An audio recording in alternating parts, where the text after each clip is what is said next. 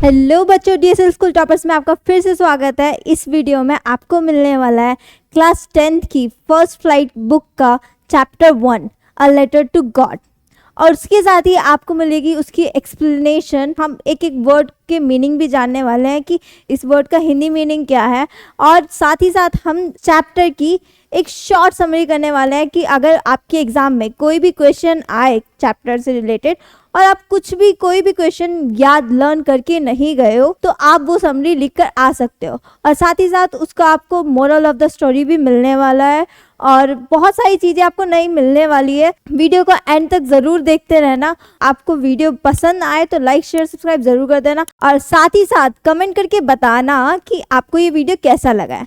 Correct है, तो अब चलते हैं अपने चैप्टर पर। हमारा फर्स्ट फ्लाइट, पहले तो मैं आपको बता दूं कि आपको अपना सिलेबस स्टार्ट करने से पहले आपके पास इंग्लिश की बुक होनी चाहिए जिसका नाम है फर्स्ट फ्लाइट। करेक्ट है, क्या नाम है? First flight.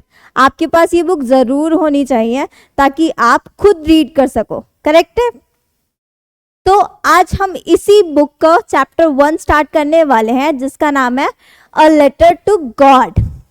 A letter to God मतलब समझते ही होंगे आप लोग, भगवान को लेटर कैसे भेज सकते हैं। पता नहीं मतलब क्या चैप्टर का नाम है, क्या होगा इस चैप्टर में।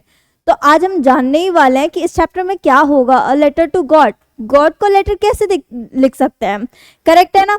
तो अब पढ़ते हैं स्टोरी में क्या है, क्या दे रखा है इस स्टोरी में। बहुत इंटरेस्टिंग स्टोरी है, मैं आपको बता दूं, बहुत मज़ेदार स्टोरी है, बहुत ही अच्छी स्टोरी है, और आपको बहुत इंटरेस्ट आने वाला है इस स्टोरी को रीड करने में, इस स्टोरी को समझने में। और आई होप आप ये स्टोरी कभी नहीं भूलने वाले, क्योंकि होता है ना कि एग्जाम में जाते हैं तो बहुत से बच्चे स्टोरी ही भूल जाते हैं।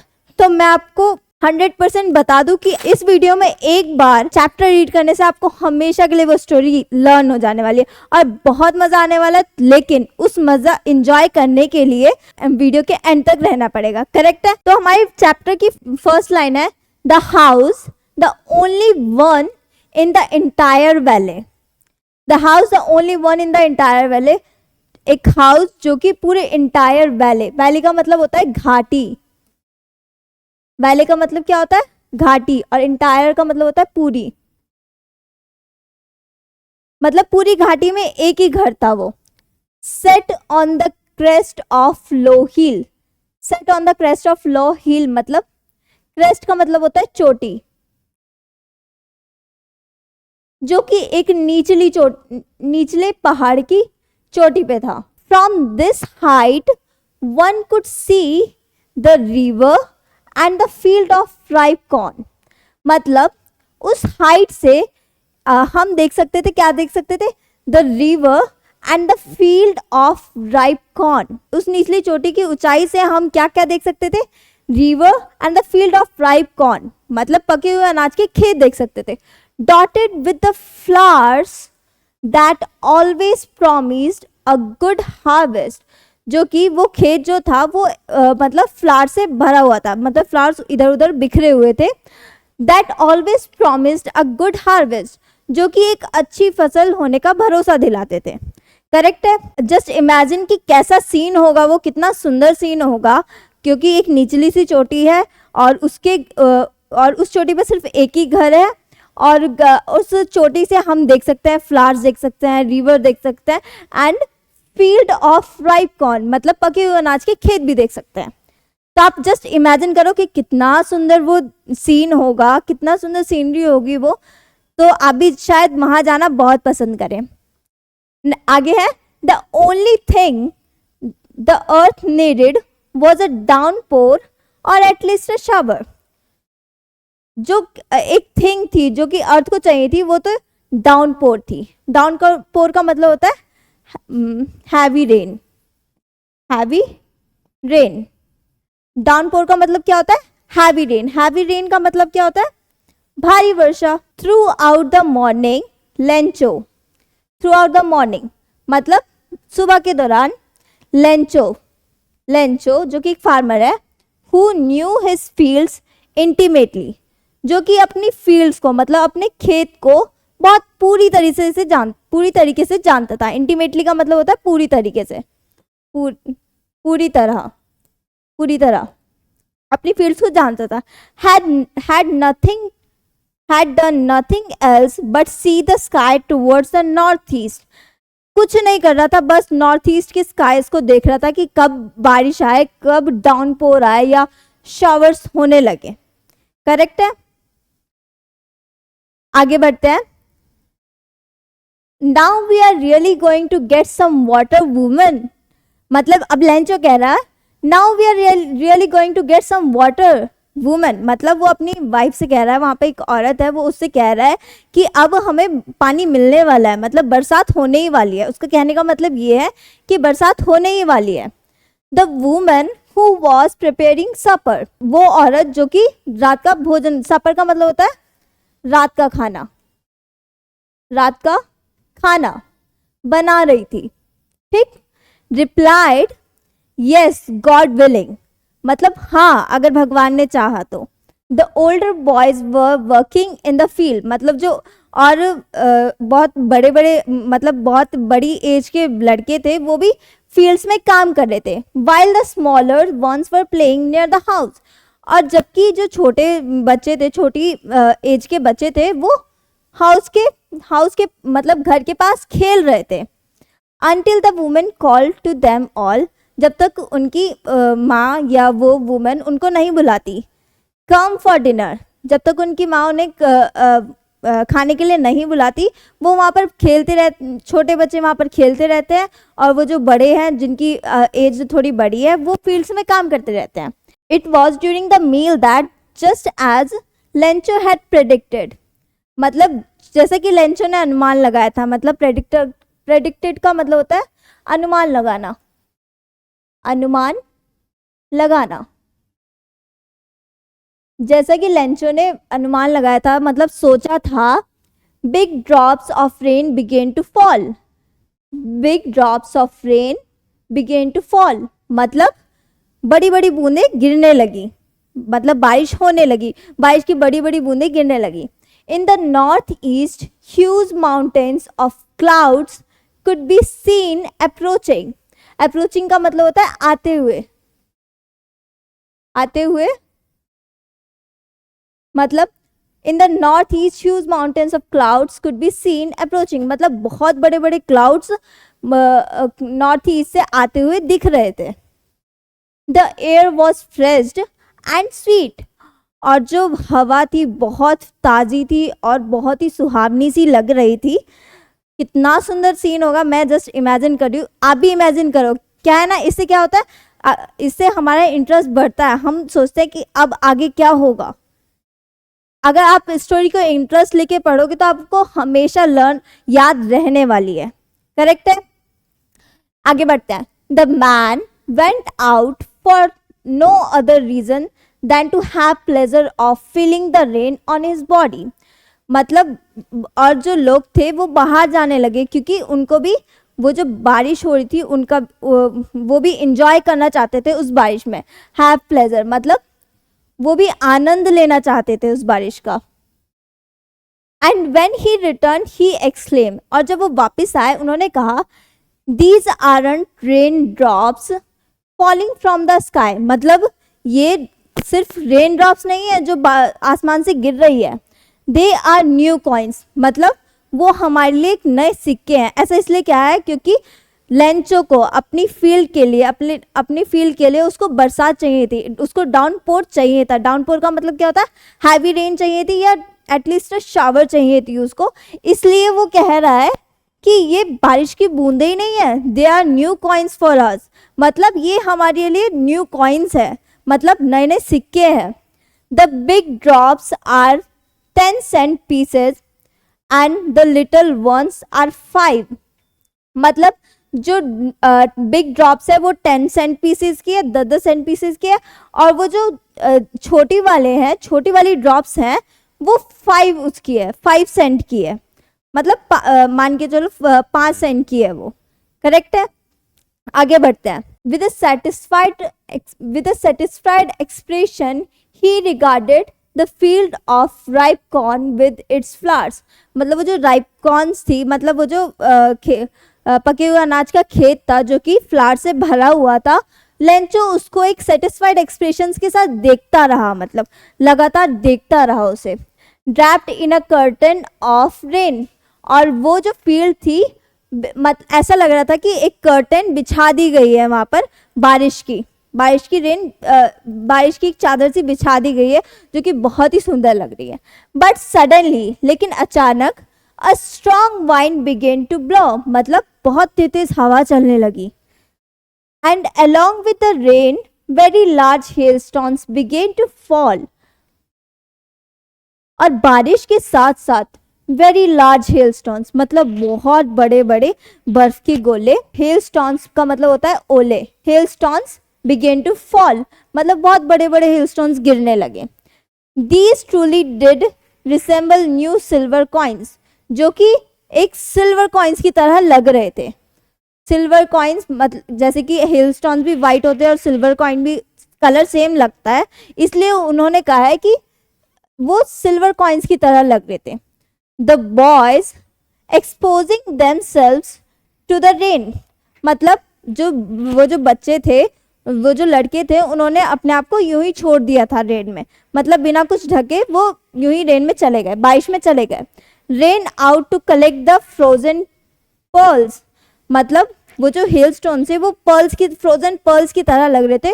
तो वो जो लड़के थे बिना कुछ ढके, मतलब बिना कुछ ओढ़े, वो उन फ्रोजन पर्ल्स को इकट्ठा करने के लिए चले गए. इसके बाद है it's really getting bad now exclaimed the man, मतलब लेंचो ने कहा it's really getting bad now, अब ये बहुत बुरा हो रहा है. I hope it passes quickly, मैं आशा करता हूँ ये जल्दी से गुजर जाए. It did not pass quickly, लेकिन नहीं गुजरा. For an hour the hail ड्रेन on the house, the garden, the hill side, the cornfield, on the whole वैले.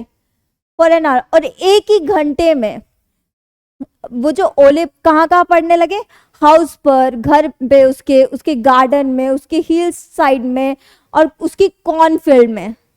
Cornfield मतलब पता है ना, उसकी जो अनाज की खेती थी उस पे भी वो ओले पड़ने लगे. The whole valley, on the whole valley, और पूरी घाटी पर हेलस्टोन्स होने लगे. द फील्ड वॉज वाइट, और वो जो उसका खेत था वो बिल्कुल वाइट हो गया था. As if covered with salt, ऐसा लग रहा था कि किसी ने उस फील्ड पर नमक सा बिछा दिया, मतलब पूरे जगह नमक नमक गिर दिया, सॉल्ट गिर दिया. तो उन्होंने कहा है as if covered with salt, मतलब उसको सॉल्ट से कवर कर दिया पूरी फील्ड को, ऐसा लग रहा था. मतलब ऐसे हेल स्टोन्स गिरे थे कि लग रहा था कि पूरे जगह सॉल्ट बिखरा दिया है. करेक्ट है. Not a leaf remain on the trees, एक भी सिंगल लीफ नहीं रही, मतलब एक भी पत्ती नहीं थी ट्रीज पर. The corn was totally destroyed, the corn was totally destroy, और वो जो अनाज था वो बिल्कुल ही बर्बाद हो चुका था. The flowers were gone from the plants, और प्लांट्स पर से फ्लावर्स भी चले गए थे. Lencho soul was filled with sadness, और जो लेंचो था वो बहुत निराश हो गया था, क्योंकि वो उसकी लास्ट होप थी, क्योंकि वो उसको बेचकर अपना सर्वाइव करना चाहता था. वो अपनी कॉर्न्स को अच्छे से उगा कर वो अपनी लाइफ सर्वाइव कर, मतलब वो अच्छे से सर्वाइव करना चाहता था. लेकिन उस हेल स्टोन्स की वजह से उसका बहुत नुकसान हो गया. इसलिए Lencho soul was filled with sadness, वो बहुत निराशा से भर गया, मतलब बहुत निराश हो गया. क्योंकि अगर हमारी भी कोई लास्ट होप होती है और वो भी डिस्ट्रॉय हो जाए तो हम बहुत निराश हो जाते हैं, हम बिल्कुल टूट जाते हैं. करेक्ट है. When the storm had passed, और जब वो स्टॉर्म गुजर गया, he stood in the middle of the field and said to his son, और वो उस अपने फील्ड के बीच में खड़ा होकर अपने सन से बोला, a plague of locust would have left more than this.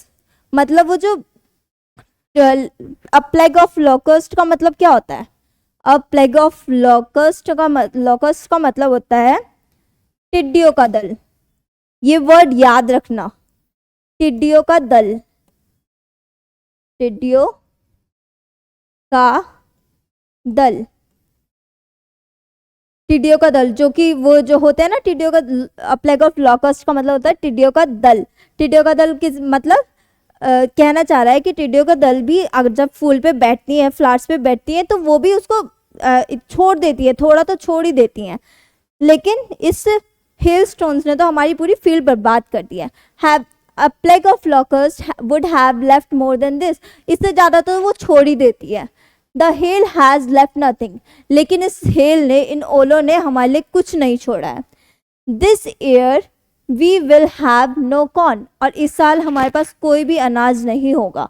That night was a sorrowful one, और वो रात उनके लिए बहुत सॉरोफुल थी, मतलब बहुत ही दुखदायक थी। All our work for nothing, हमारा सारा काम बेकार गया।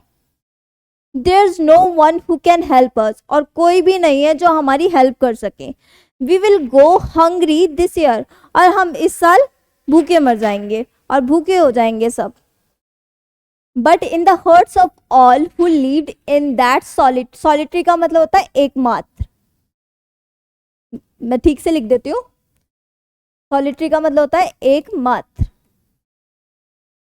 करेक्ट है। सॉलिटरी हाउस, एकमात्र house in the middle of the valley, valley का मैंने आपको अभी मीनिंग बताया, वैली का मतलब होता है घाटी, करेक्ट है। There was a single hope, there was a single hope, उस घाटी में जो एक घर था उसमें सिर्फ एक ही होप बची थी। क्या होप बची थी? हेल्प फ्रॉम गॉड, मतलब भगवान से मदद, है ना, हेल्प फ्रॉम गॉड। जब हमारे पास कुछ भी उम्मीद नहीं बचती तो हम क्या करते हैं? भगवान से प्रेयर करते हैं, उनको कहते हैं कि आप हमारी हेल्प कीजिए। Don't be so upset even though this seems like a total loss, मतलब अब निराश मत हो, हालांकि कोई हमारा बहुत लॉस हो गया है, लेकिन निराश नहीं होना है। रिमेंबर, याद रखो, no one dies of hunger, कोई भी भूख से नहीं मरता है। दैट्स व्हाट दे से, जो हर कोई कहता है, no one dies of hunger, भगवान किसी को नहीं मरने देता है भूख से, है ना, करेक्ट है ना। All through the night Lencho thought only of his one hope, मतलब पूरी रात लेंचो अपनी एक होप के बारे में सोचता रहा, अपनी एक आशा के, एक उम्मीद के बारे में सोचता रहा।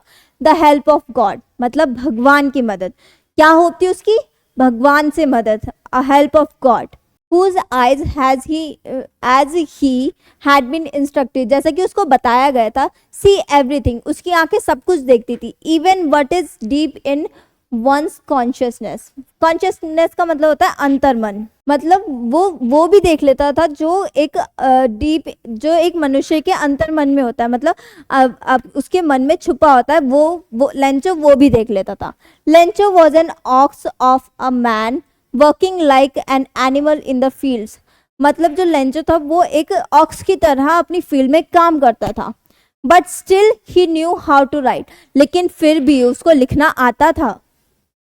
द फॉलोइंग संडे, आने वाले संडे में, at day break he began to write a letter, उसने एक लेटर लिखना स्टार्ट किया।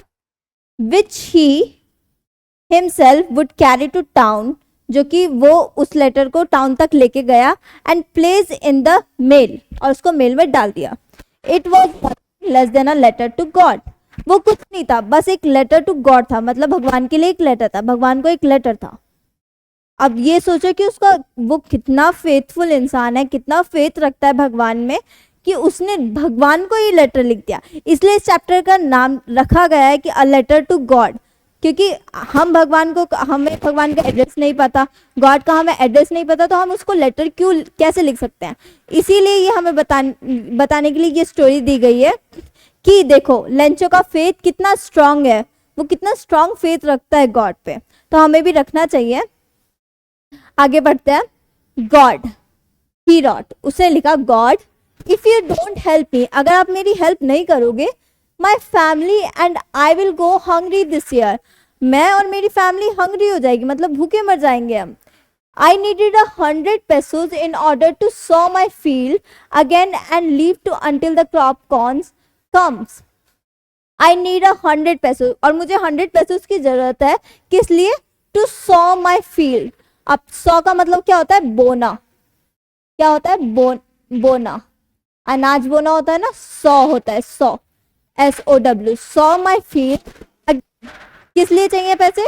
ताकि मैं फील्ड को दोबारा बो सकूं, and to leave until the crop comes, और मैं जब तक अनाज नहीं उग जाता तब तक मैं अच्छे से सर्वाइव कर सकूं, इसलिए मुझे पैसे चाहिए, 100 पैसे चाहिए। Because the hell storm because the hell storm, किसकी वजह से चाहिए मुझे, क्योंकि मेरी हेल स्टॉर्म की वजह से मेरी क्रॉप्स हेल स्टॉर्म की वजह से डिस्ट्रॉय हो चुकी है। ही रॉट टू गॉड, मतलब जब हम लिखते हैं ना कि किसको लिख रहे हैं हम लेटर, तो लास्ट में लिखते हैं ना टू गॉड, भगवान को लिखा है उसने। On the envelope put the letter inside, और लेटर को इनसाइड डाल दिया। स्टिल ट्रबल, फिर भी परेशान है। वेंट टू टाउन, और लेकिन फिर भी चला गया, वो अपने टाउन चला गया। एट द पोस्ट ऑफिस, और पोस्ट ऑफिस पे ही प्लेस्ड अ स्टैम्प, उसने एक स्टैम्प लगाई on the letter and dropped into the mail box, और उसने स्टैम्प लगाई और उसको मेल बॉक्स में डाल दिया।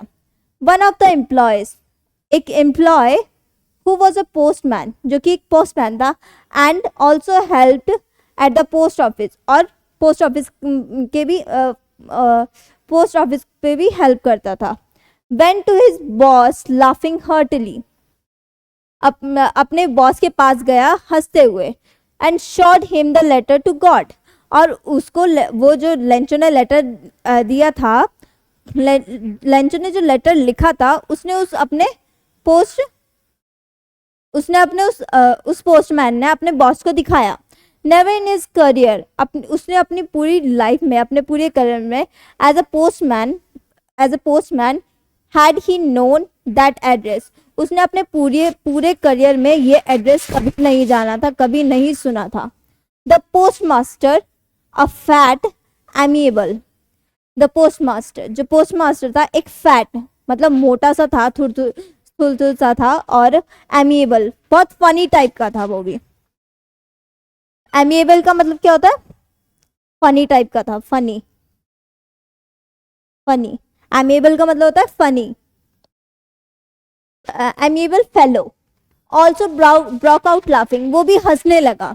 But almost immediately he turn serious, लेकिन अचानक ही, तुरंत वो बहुत सीरियस हो गया। And tapping the later on his desk, और वो जो लेटर था उसको डेस्क पे टपटपाने लगा।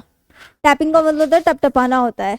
कमेंटेड व्हाट फेथ, क्या भरोसा है ना, क्या आस्था है, कैसी आस्था है ये। I wish I had the faith of man who wrote this letter, वो सोचने लगा काश ये ऐसा फेथ जिसने ये लेटर लिखा है, वैसा ही फेथ मेरे अंदर भी होता। Starting up correspondence with God, मतलब कॉरेस्पॉन्डेंस का मतलब होता है पत्र व्यवहार करना।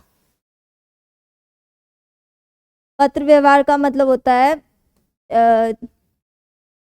लेटर एक्सचेंज करना, मतलब लेटर देना, लेटर लेना, पत्र व्यवहार करना कहते हैं उसको कहते हैं, इंग्लिश में कहते हैं कॉरेस्पॉन्डेंस विद गॉड। मतलब मैं भी ऐसे ही कॉरेस्पॉन्डेंस करता, काश मैं भी ऐसा ही फेथ होता मेरे अंदर भी, और भगवान से ऐसे कॉरेस्पॉन्डेंस करता। So in order not to shake the writer's faith in God, तो वो उसने सोचा कि मैं लेंचो, वो जो जिसने राइटर है, राइटर कौन है यार, राइटर मतलब लेंचो, क्योंकि लेंचो ने ही तो वो लेटर लिखा था, तो वही उस लेटर का राइटर हुआ। तो वो सोचा मैं उस राइटर की फेथ को शेक नहीं होने देना चाहता, मतलब मैं उसकी फेथ को तोड़ना नहीं चाहता गॉड के लिए। The post master came up with an idea, और तुरंत ही पोस्ट मास्टर को एक आइडिया आया। आंसर द लेटर, मतलब हम इस लेटर का आंसर देंगे। But when he open it, लेकिन जब उसने उसको खोला, it was evident that to answer it he needed something more than goodwill. लेकिन इट वॉज एविडेंट मतलब क्लियर था, दैट टू आंसर इट मतलब उसको आंसर देने के लिए he needed something more than goodwill, goodwill के अलावा उसको कुछ भी नहीं है। Ink, goodwill, ink and paper के अलावा उसे और कुछ भी चाहिए। But he stuck to his resolution, resolution का मतलब होता है निश्चय। रेजोल्यूशन का मतलब क्या होता है, निश्चय। वो अपने but he stuck to his resolution, लेकिन वो अपने निश्चय पर दृढ़ रहा। He asked for money from his employees, उसने अपने कुछ एम्प्लॉय से पैसे मांगे। He himself gave part of his salary, और उसने भी अपनी सैलरी में से अपना पार्ट दे दिया, मतलब उसने भी कुछ पैसे दिए. And several friends of his were obliged to give something for an act of charity. मतलब वो जो उसके फ्रेंड्स थे वो भी बहुत ऑब्लाइज्ड हो गए थे. ऑब्लाइज का मतलब होता है मजबूर होना, मजबूर होना. ऑब्लाइज का मतलब होता है मजबूर होना. वो भी ऑब्लाइज हुए क्योंकि इसलिए हो गए for an act of charity, पुण्य के काम के लिए वो भी मजबूर हो गए कि हाँ ये पुण्य का काम है तो हमें भी पैसे दे देने चाहिए. आगे बढ़ते हैं. It was impossible for him to gather together the 100 pesos. उसके लिए बहुत इम्पॉसिबल था वो 100 pesos इकट्ठा करना. So he was able to send the farmer only a little more than half. लेकिन वो आधे से ज़्यादा पैसे देने के लिए दे पाया. He put the money in an envelope addressed to Lencho and with a letter containing only a single word as a signature God. और उसने वो लेटर को एनवलप में डालकर बस एक सिग्नेचर करके दे दिया गॉड के नाम से. उस लेटर को एनवलप में डालकर उसने बस सिग्नेचर करके उसको दे दिया. द फॉलोइंग संडे, और नेक्स्ट मतलब आने वाले Sunday, Lencho came a bit earlier. और लेंचो बहुत जल्दी आ गया than usual to ask if there was a letter for him, जानने के लिए कि उसके लिए कोई लेटर है. It was the postman himself, और पोस्टमैन ने खुद who handed the letter to him, उसने उसको लेंचो को खुद अपने हाथों से उसको लेटर दिया. While the postmaster experiencing the contentment of a man, मतलब वो जो पोस्टमास्टर था वो एक्सपीरियंस कर रहा था उसके लेंचो के कंटेनमेंट मतलब सेटिस्फिकेशन को देख रहा था. Who has performed a good deed looked on from his office. Lencho showed not the slightest surprise on seeing the money.